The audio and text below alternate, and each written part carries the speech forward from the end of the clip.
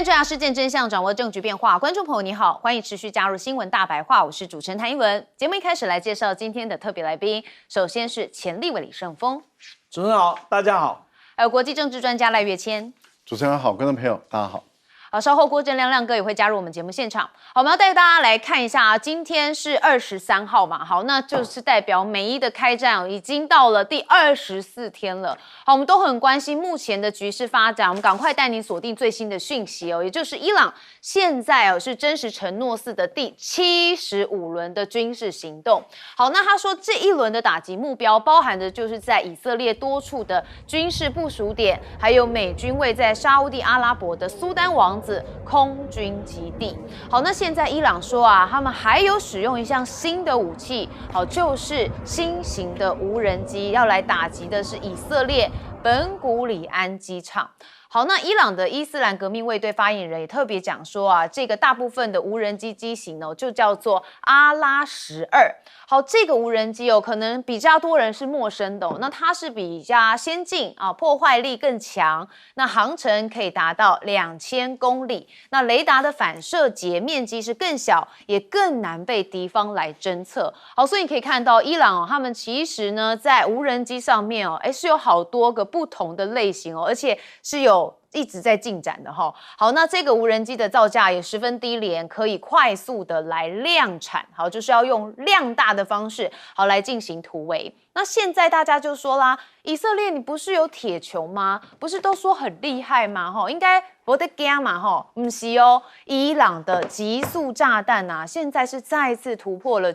铁穹的防御系统。好，所以呢，我们也看到了相关的画面已经出来了这是伊朗的弹道飞弹的袭击期间，有一枚极速炸弹的炸药是击中了特拉维夫的一辆汽车的瞬间。好，这一次的攻击造成是至少7人受伤，房屋跟道路都有受损。那以色列因防空系统失灵而面临着审查，那当然也是暴露了以色列防空系统的一个脆弱性。好，所以现在以色列不只是这个部分，特拉维夫有被攻击。其实呢，还有一个地方就是他们说不承认也不否认的核设施。好，这是在以色列南部的阿拉德迪莫纳21号晚间遭到伊朗的弹道飞弹攻击。好，这个地方攻击啊，是一个蛮特别的点因为它是被以色列认为不承认也不否认的一个核设施。好，攻击也造成了超过200人受伤。这让很多的以色列人很惊讶，而且很担心那我们看到迪莫纳的居民说，他们没有想过会发生这样的事情，以为这一座城市会因为这个不承认也不否认的核研究中心而受到保护结果没想到还是遭到伊朗的弹道飞弹袭击。好，那以军现在承认没有办法拦截这2枚的伊朗导弹，但他说不要紧这是偶发事件。他说这2起事件发生在相近的时间跟区域，是纯属巧合。那也说以色列的防空系统虽然对他们有进行拦截的尝试，但没有办法成功拦截。那这些导弹可能是属于一个卡德尔系列的导弹。好，这是以色列空军所说。好，那伊朗的武装部队的中央司令他也有特别讲说，我们伊朗目前武装部队利用的是年轻的科学家的能力生产而且制造的是先进的装备和武器，会彻底的打乱敌人的部署。那甚至他们就说在战场上会创造更多的惊喜。好，所以你可以看到在伊朗这方的武装部队，他们说他们已经从防御转为进攻了好，但是我们讲了这么多天的这个美伊开战的讯息，我们都知道伊朗一直不断在进攻但对他们来说，他们可能觉得之前的是防御，现在的才叫真正的进攻。所以接下来的战场恐怕还会持续的在扩大。好，那当然我们也要关心到美国这方到底怎么思考因为我们前面的节目也特别有讲到说，其实川普蛮想收手的，但是以色列不罢休他一直拖着川普不让他下车。好，那当然川普现在就有说已经将伊朗从地图上抹去了。好，那这件事情听在伊朗总统的耳里是怎么说的呢？他说将伊朗从地图上抹去的幻想体现了面对一个创造历史民族意志时所流露的绝望。那他也认为啊，威胁跟恐怖只会进一步的增强他们国家的团结，那他们也会坚定的在战场上应对这些疯狂的威胁。好，那当然，美国团队啊，现在也在研究和谈的策略。好，美国媒体报道说，川普政府已经就战争的下一个阶段，以及可能会跟伊朗进行的和平谈判，展开了初步的讨论。那希望德黑兰做出5年不发展飞弹计划，还有停止铀浓缩活动等6项的承诺。好，不过我们也知道嘛，伊朗过去已经多次的拒绝了上述美国的一些要求。好，那德黑兰的领导阶层也说啊，跟之前一位曾经展开对话，结果又突然发动轰炸的总统来进行谈判根本是困难重重。那确实嘛，伊朗之前的状态跟美方是有在互相的讨论也有在协调，但是突然美方就轰炸了伊朗，那当然让伊朗现在对美方是极度的不信任。那现在战争发展到其实在分析上面觉得让川普也是偏离了他原本的设想，至少出现了3个他没料到的意外。那首先是伊朗坚持不求饶，而且伊朗的革命卫队跟民众都没有出现起义的迹象。那第2个就是川普没料到这个能源的市场会失控。那再来就是川普才突然发现现在要靠盟友盟友很重要啦好，3个意外让川普看不到战争的终点。好，那我们再看到以军他也有另外一个战场，就是在黎巴嫩还有轰炸他们的桥梁。那以色列扩大对黎巴嫩南部的军事行动，好，我们看到相关的画面，哇，非常的大轰炸非常激烈。它锁定的是这个多处目标进行打击，那包含的是这个横跨了利塔尼河的塔斯米耶桥，那遭到多次的空袭，严重毁损，而且无法通行。现场的画面显示桥梁受击之后就冒出了巨大的浓烟。好，那这场战事大家还是很关心嘛，到底什么时候会结束？那目前看起来伊朗是不肯退让的。我们先问亮哥。我反而觉得以色列他已经达成他的目的了啦，因为他重创了伊朗那现在把焦点放到黎巴嫩南部，他已经进展了40公里，他只要巩固占领就可以了那伊朗基本上他能够打到的都打了。那打能源设施被美国阻止嘛，所以以后也不能再打。所以我讲白了纳坦雅胡上个礼拜开记者会，他说战争可能以大家没有料到的方式更早结束，因为以色列已经赢了啦，他本来就设定这样的目的难道他要伊朗投降吗？他要占领伊朗吗？没有啊，真正在幻想这个是川普因为伊朗占领了赫姆兹海峡，那这个赫姆兹海峡，美国认为是自己的地盘，所以一定要伊朗要退出赫姆兹海峡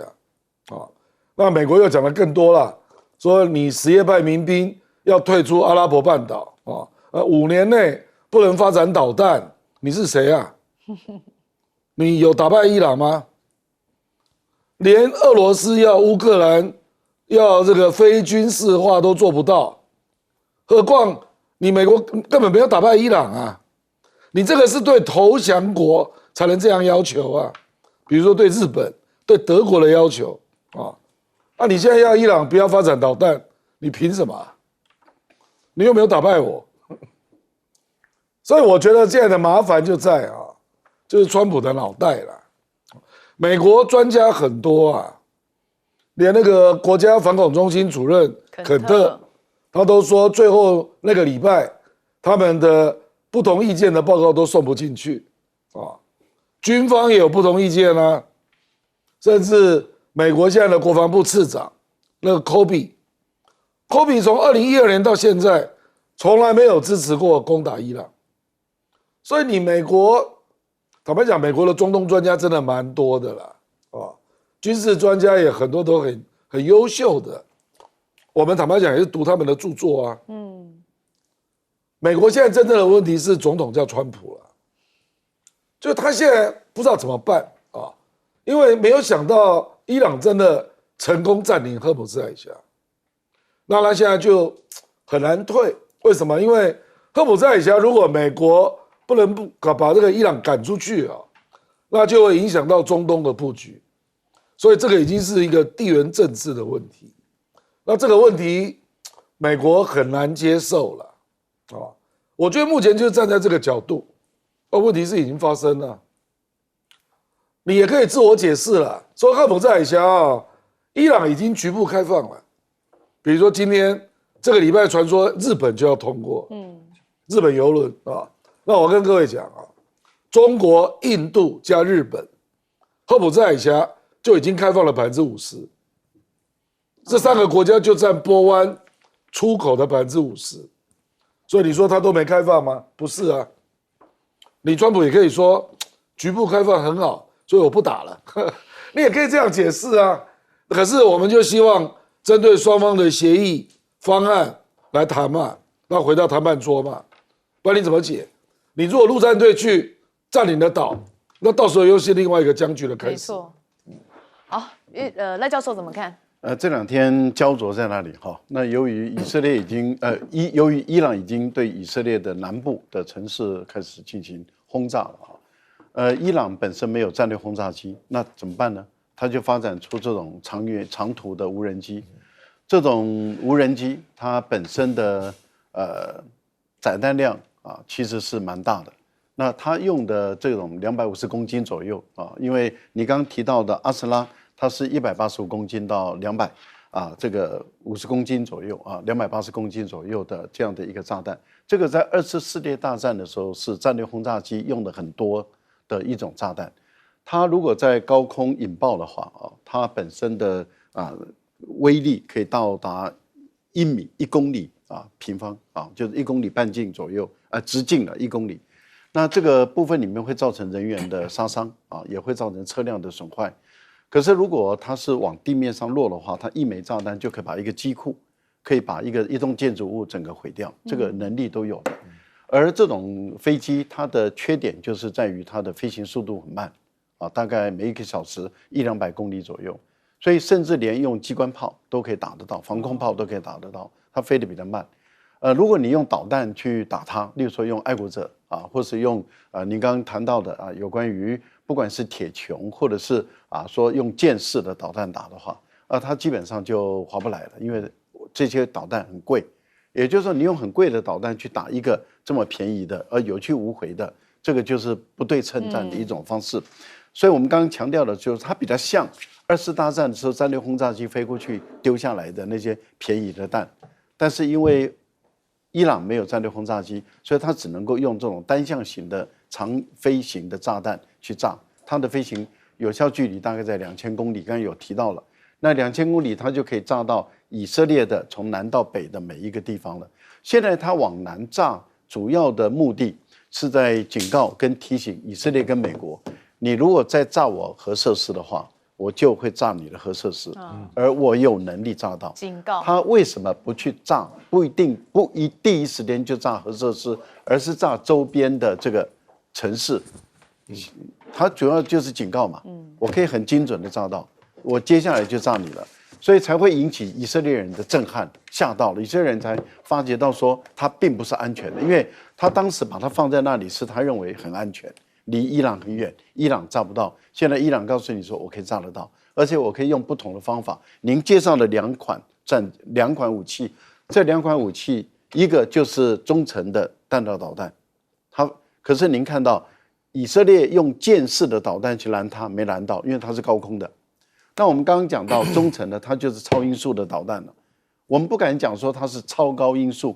但是它在太空飞的这段绝对是超高音速，因为没有空气阻力嘛，所以它飞的速度很快。但是它回到地面开始在炸射的时候，你看以色列所有的导弹系统都失效。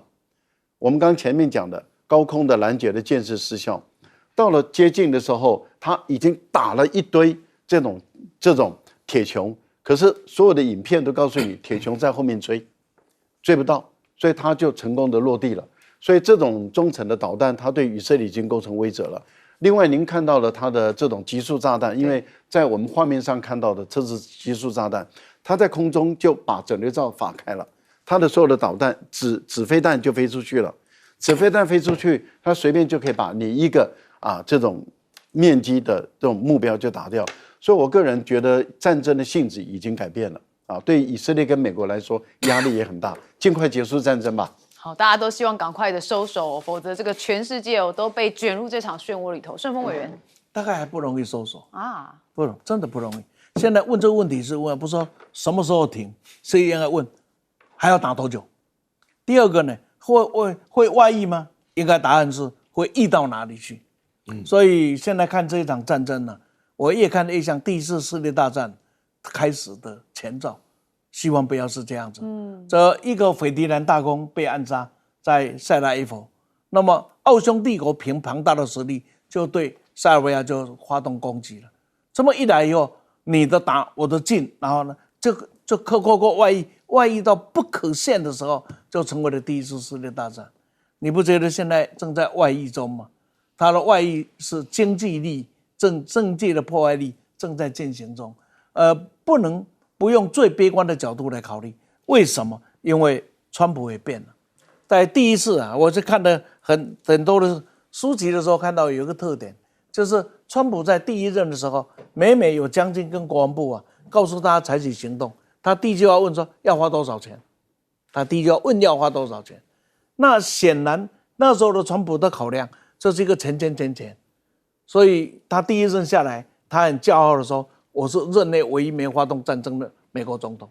那同样的道理，到了第2任的时候，他问的不是要花多少钱，他问的是我会赢吗？然后只要你告诉他会赢，他就干了。你不觉得前一次用 B2 轰炸机去炸这个核设施的时候，不就是认为我是可以赢的？那赢了以后，他自己就一套的吹嘘赢麻了。那这一次呢，他也想试图的来营造我会赢了，因为我用强大的力量一次的压制伊朗。结果伊朗这一次啊，没有妥协了啊。这里面出现一个很重要的概念，就是台湾要生存了。最近我看台湾写了很多什么不对称作战啊，从这个谁了，我觉得拜托啊，要谁对哈，谁做很可怕。伊朗他很清楚的知道自己的缺点在哪里，他知道他没有空优，他的空军没有能力，他知道他也没有海优，他也知道依他国家的状况，要建立一套反飞弹系统，不是他能够承受得起的。所以他的设计的方式就是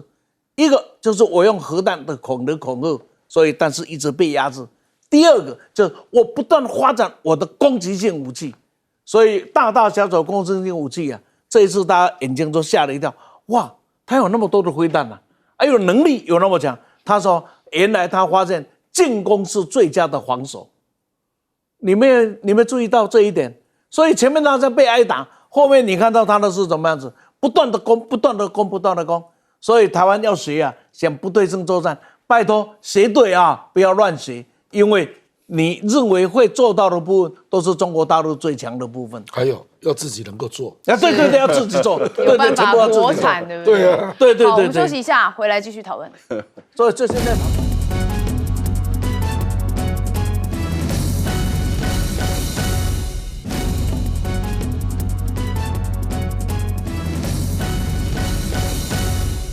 好，观众朋友，我们刚才讲到的最新发展是伊朗是进行了第75轮的军事行动。好，那现在我们回一点点来看他们第74轮哦，因为它也导致了美军陷入一个战略混乱。好，我们来看伊朗这方怎么说。他们说他们在74波行动当中的攻势采取的是预先设计的演习方案。那这全新的战术跟升级后的武器系统，针对的就是美国在西亚地区的军事设施，还有以色列中部跟南部的战略要地发起了进攻。好，你可以看到我们相关画面有出来。那以色列的特拉维夫，还有佩塔提克瓦以及霍龙，还有拉马特干等地的军事基地，还有安全中心，从22号遭伊朗的卡达尔、还有考艾巴尔以及霍拉姆沙赫尔4的重型导弹直接命中，所以这目标是损毁的相当严重。所以这伊朗方的声称就是他们这次的行动导致美军的中央司令部陷入一个战略混混乱，那也造成了地区内美国跟以色列多层防空体系的崩溃，甚至还严重的干扰了美军的武器补给链。好，那当然我们看到了最新的国际讯息，也是在川普这里哦，因为他下了最后通牒。好，那到了今天台湾时间的7点多是最后的这个时间点到哈，所以已经倒数了，大概是12小时之内。好，那伊朗追加了一个报复的目标，目前美国的国务院也激发了全球的警示。好，因为呢，川普在前几天下了一个48小时的通牒，有要求伊朗要重新开放荷姆兹海峡。那伊朗现在是强硬的拒绝，那不仅扬言报复美国跟他们的中东盟友，那还警告会彻底的封锁荷姆兹海峡，也会进一步的扩大威胁目标。好，这个扩大的部分就到了持有美国公债的金融机构就被伊朗视为是接下来可能要进行攻击的目标。好，所以现在也蛮多人很挫的。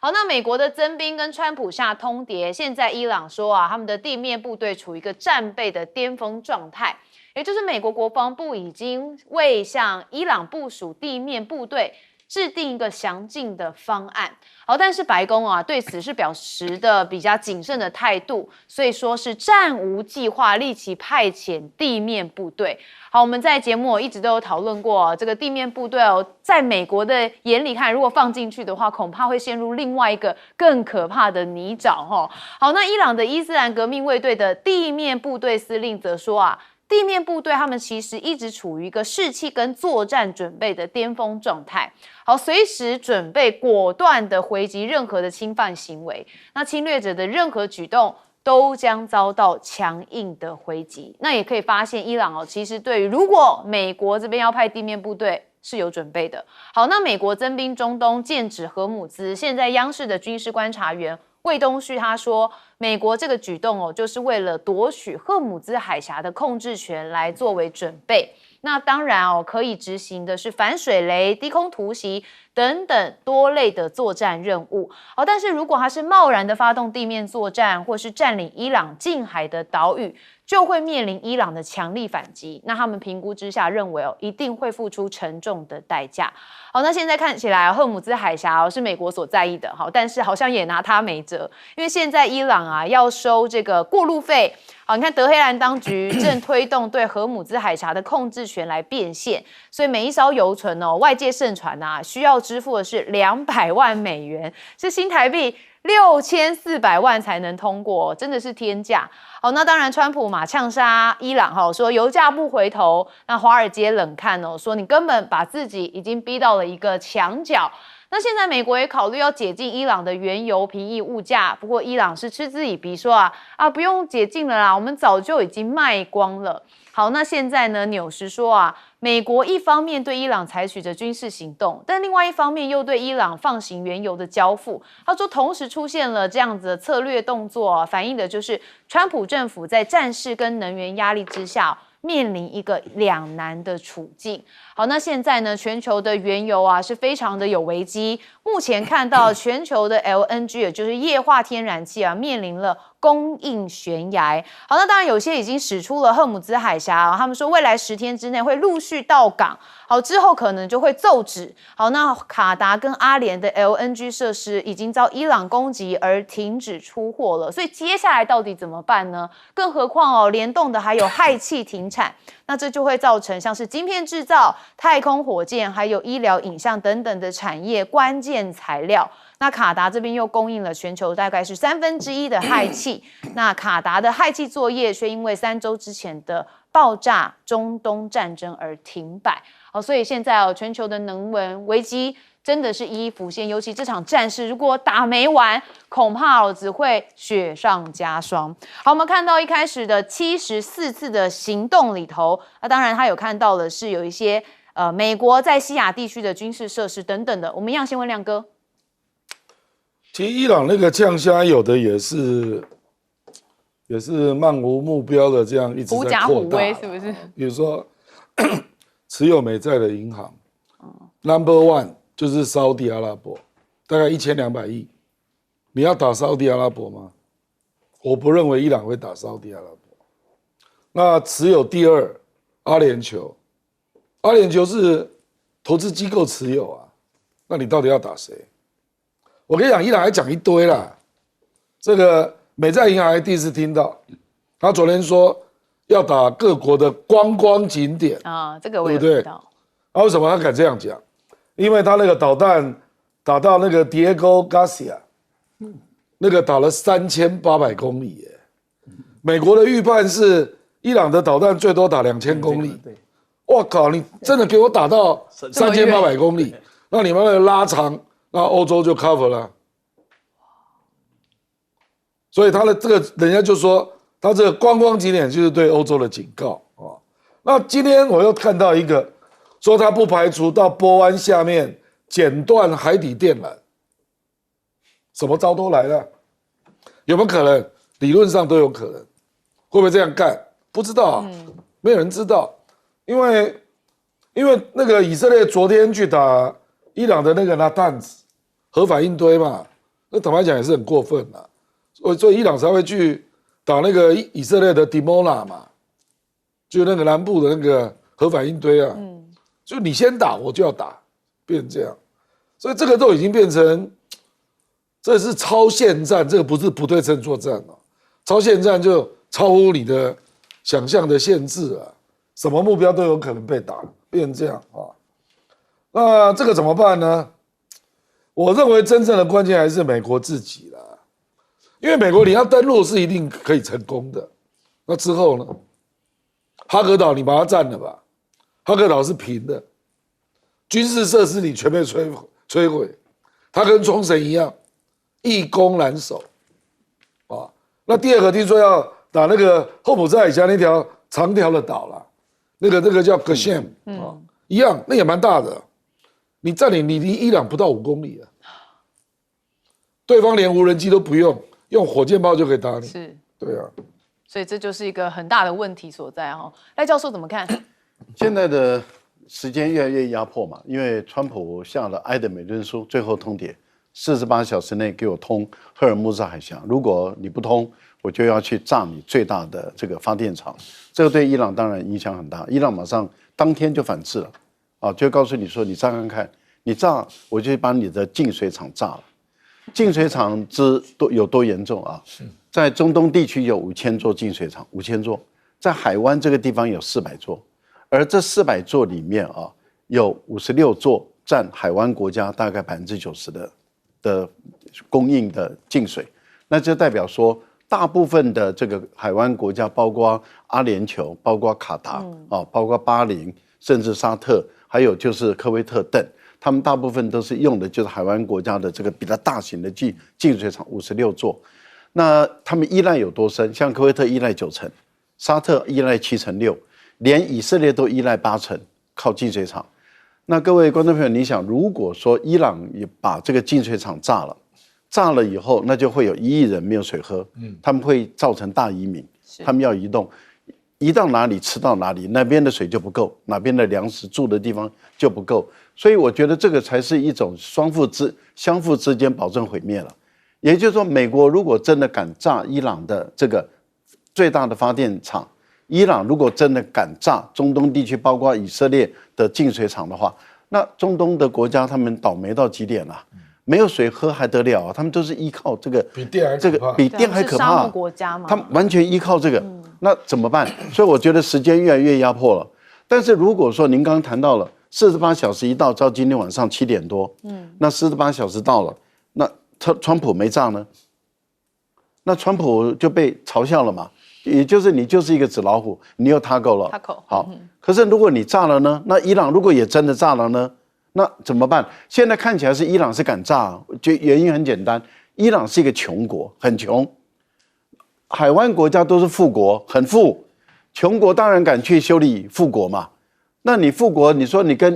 伊朗发动一场战争，你富国变成从富变成穷，那我穷国本来就穷，再穷而已嘛，那也不过就是这样。所以富国它本身不会因为这样就卷入这场战争，那他们只好反过来要求这个川普说：“你不要给我炸，你炸了我倒霉，那我是受害者，那我没办法再支持你。”我个人觉得川普的很多的决策都是很荒唐可笑，你会觉得你不可思议的，他会敢用这种48小时来威胁。好，我们希望川普他口哈，但是呢，伊朗可以用一句话说，就是 nothing to lose 哦，所以没在怕嘛哈。盛峰委员，最后通牒在几个小时，我们就会承认到底是他口或者是真实。但我的看法，笑话是可能性很高，因为从川普的历史来看，被嘲笑从来也不是一个新闻。而且最后通牒有一个前提，就你拥有绝对的实力，同时你也有绝对的能力收拾你的实力所展现的后果。你的最后通牒，人家才会怕。就我这个下去，你会惨，而且你没有回头的余地，这最后通牒才有压力。那你觉得现在美国在中东拥有这样的能量吗？再举个例子，荷姆兹海峡现在的一艘船过要收200万美金，高不高？哦，很高啊，6000万台币。高不高？不高，因为真正贵的不是在200万，真正贵的是保险费，而且很多保险公司现在拒保，当一个被拒保的后轮，那是没有办法行动的，这没有人敢去动，那这个是无价的。那因此全世界都来看，川普你干嘛？你把伊朗打成，到底你要把伊朗打成什么样子？就是说我讲，他开战的时候，他并没有自己的终战目标。一个战争呢，没有终战目标，就不知道怎么停，就会像当年日本呢去打中国一样，打到最后啊，进也不对，退也不对，打也不对，不打也不对。那日本跟当时的中国的实力比起来，那差多少啊？那日本人有坦克车，中国有什么车？有牛车加铁皮是吧？就这样的一个战争为什么能撑？因为各自有各自的优点啊，其中最大的优点是它的领土、它的空间比你大，人比你多，这个东西在战争里就是很扎实的硬实力啊。所以从这样的角度再来看看呢，目前呢这个战争的情况又是怎么样子？你看川普现在好像专业的声音听不下，只听红颜拍马的声音了。所以刚才我们私下才在看呢，范斯不见了，这个卢比奥不见了，就剩下那一个半路跑出来的国防部长啊，天天在哇哇叫赫格塞斯，这是他唯一能够上世界舞台的机会嘛。那这种人，我想包括很多将军是看不起的。最后我要讲更可怕的问题是，伊朗已经把战争的形式用恐攻化的方式在恐吓跟推动，就把战争打成是恐攻的方式。所以像净水厂海湾国家不会打了，他会打的净水厂应该就是那个谁的以色列的。可是这一打，以色列是已经生死存亡危机了。请问核弹会不会出现？所以我才讲这是一个难以收拾的外溢的一个战争。看马上就容易是失控的情况。对，好，我们休息一下，马上回来。对，以色列用。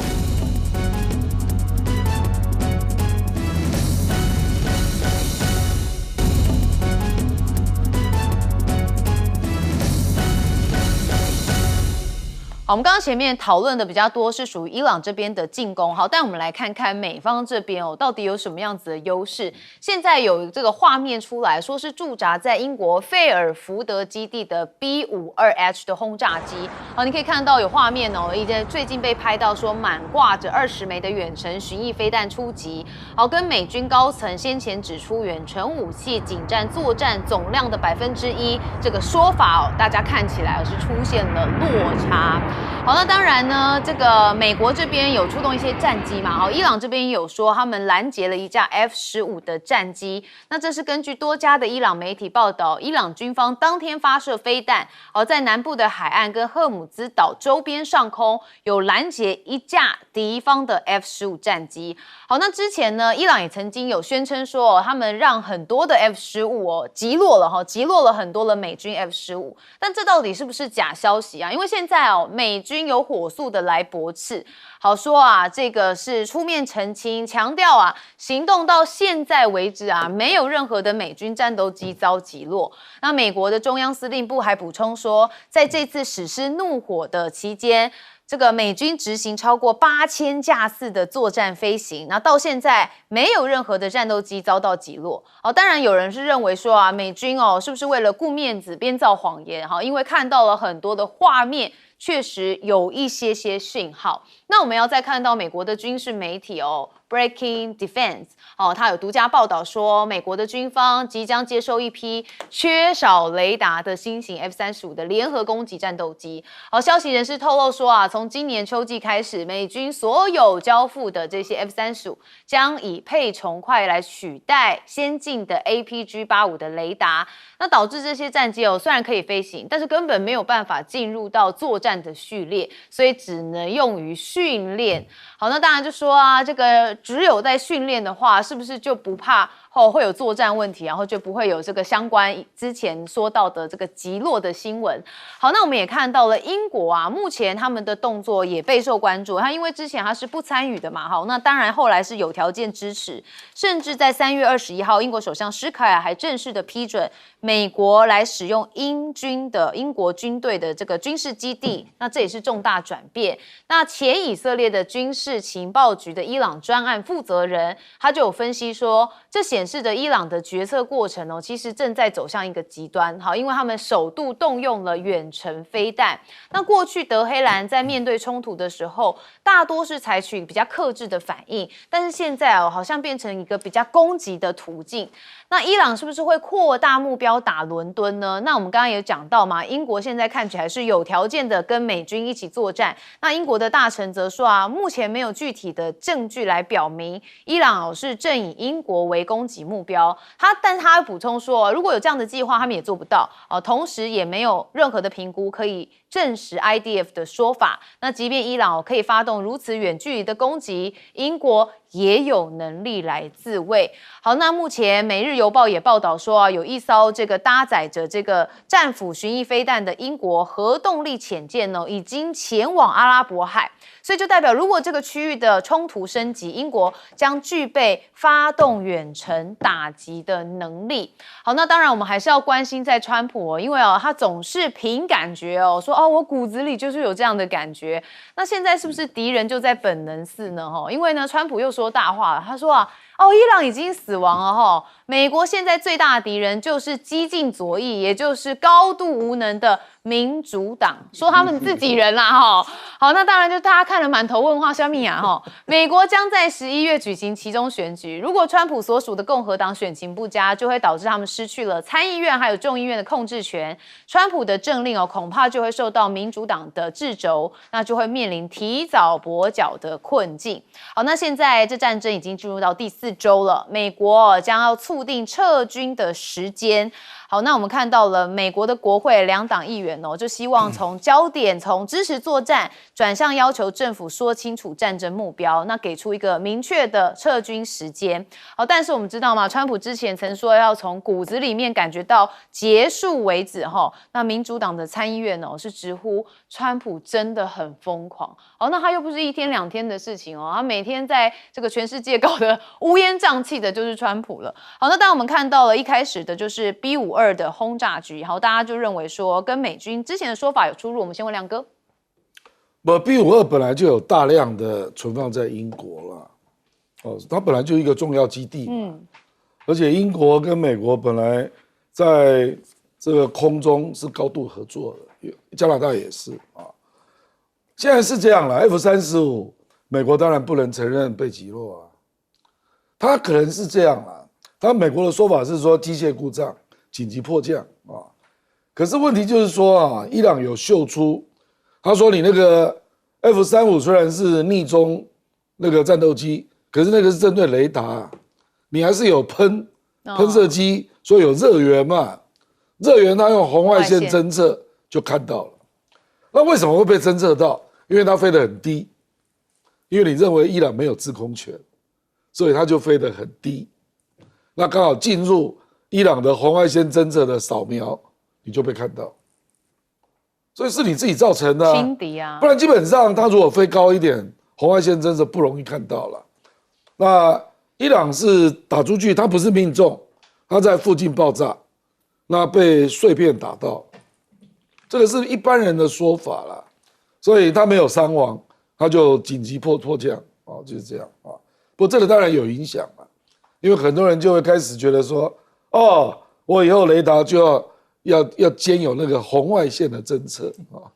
因为你热源你还是跑不掉啊，热源你还是跑不掉啊。那至于伊朗会不会打英国啊？伊朗跟英国的直线距离，如果从德黑兰起算，大概是4000公里啊。那如果它不是放在德黑兰呢？德黑兰已经很进去了。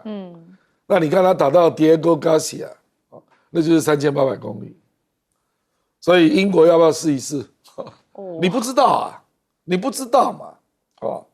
那至于川普，我跟你讲啊，事实上那个美国有一个智库叫昆西研究院 （Quincy Institute），他最近针对川普的 MAGA 选民做民调啊，是川普的选民哦，79%认为要赶快结束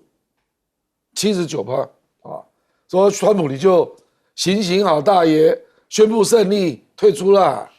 这个是川普的选民的希望。那如果是民主党，大概99%，那还做了另外2项。针对川普选民，该不该做地面作战啊？55%反对，川普的选民呢，那就不要讲民主党了啦，所以我觉得川普真的，我觉得真正去牵制他的力量，一定来自美国国内了，因为伊朗打不赢美国啦，没有错啊，会被占领那2个岛啊，可是战争不会结束啊。所以到时候川普就进入第2轮的困境，因为你到时候就会看到美军的死伤越来越严重，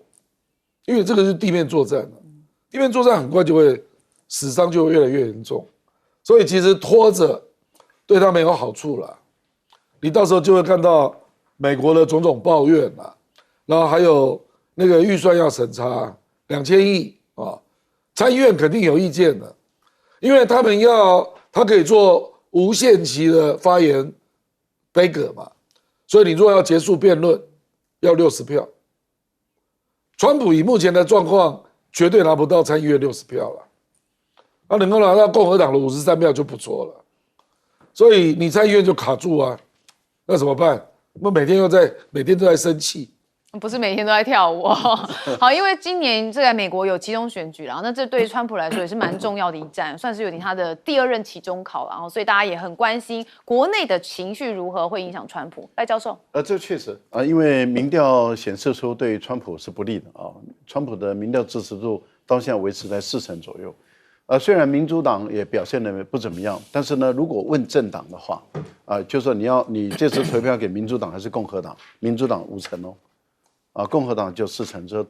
这个对共和党的压力很大，对川普的压力也很大，因为川普如果民调一直拉不上来，然后没有办法把共和党的士气拉起来的话，对他并不利。但是如果以问政策事项、重大政策的话，国内的政策有关于物价的问题、关税的问题，反对的特朗普的政策是多的哦，那么支持的是少。问刚刚讲的就是去支持中东地区的这个战争啊，支持的更少，30%多而已，反对的更多，就超过50%了。这代表美国的选民里面对于川普这段时间的重大的决策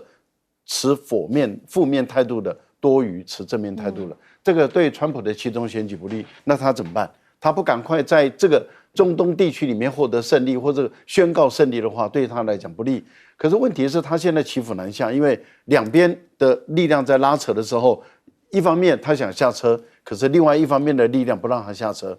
以色列不让他下车嘛，还有美国国内的犹太人支持以色列的，他的母国的也不让他下车。那对川普来讲，金主不让他下车，可是另外一派又叫他下车，他自己也想下车，当然他下不了车，那怎么办？所以就僵在那里。美国的军方现在也很为难，他们只好玩文字游戏，击落、击中跟被导弹驱逐，这个迫降对嘛？对，因为击中迫降，导弹驱逐啊，没有被击中，但是不敢进去了，离开，这导弹驱逐嘛。然后另外一种就是击落，没有错，没有被击落，但是击中迫降有发生嘛，被导弹驱逐也有发生。这个他没办法，他只好玩文字游戏，在那边忽悠大家。不过我觉得伊朗这次打这个迪戈加西亚很重要，因为它会牵制住，这个不是英国的问题，会牵制住美国在英国的这个基地的使用。为什么？因为它是非常重要的一个中继站。例如说我们看到的有6艘这个2栖攻击舰已经往阿拉伯海移动了，它到哪里中继？就是到迪戈加西亚，在这个地方进行整补